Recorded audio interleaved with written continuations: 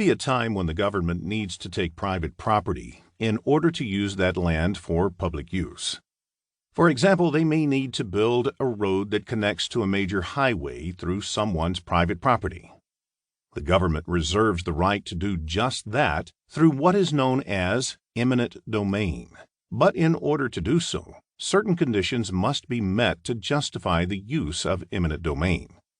First, the property must be taken for public use and have an overall benefit to the public at large. And second, the property owner is entitled to receive fair market compensation for the property that's being taken, although the government or judge presiding over the case will ultimately have final say on what the fair market value of the property is. An appurtenant easement benefits a neighboring parcel of land, granting a permanent right to use the adjoining property. The parcel of land that benefits from the easement is the dominant tenement. The servient tenement is the parcel of land that provides the easement.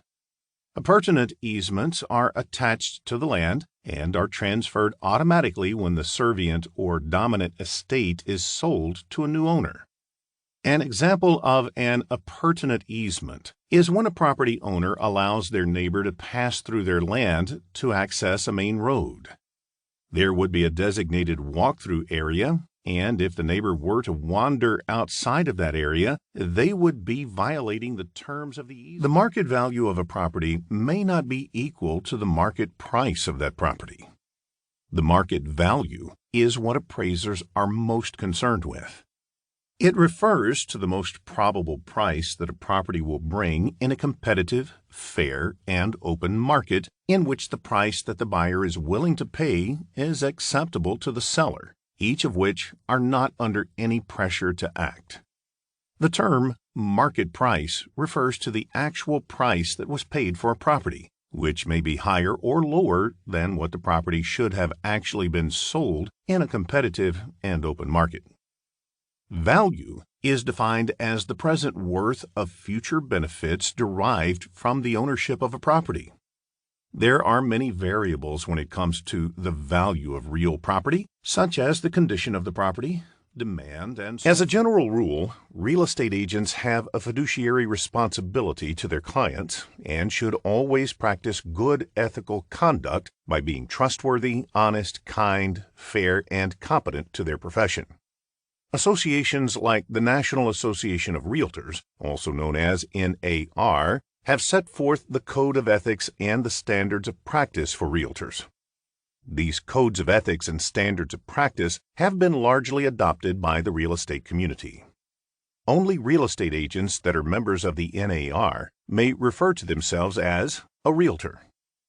With the guidelines and standards for ethical conduct being set, real estate agents should ensure that they give their clients the best advice possible at all times. Unfortunately, here's where some ethical problems may arise for real estate agents that step outside their area of professional expertise when giving their advice. Federal fair housing laws, which are governed by the Department of Housing and Urban Development, prohibit certain words or phrases from being used in advertisements. Any kind of advertisement that may highlight some aspect related specifically to a protected class, whether positive in nature or not, will be in violation of HUD's guidelines.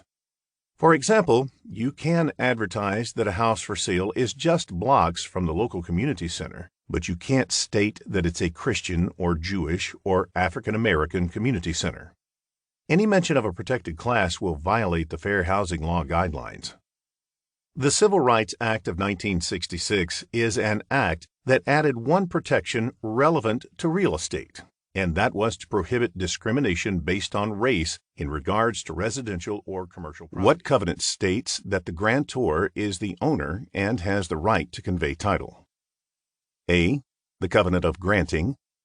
B. The covenant of further assurance. C. The covenant of warranty forever. D. The covenant of seisin. The correct answer is D. The covenant of seisin states that the grantor warrants that they are rightful owner of the property and have the full authority and right to transfer title.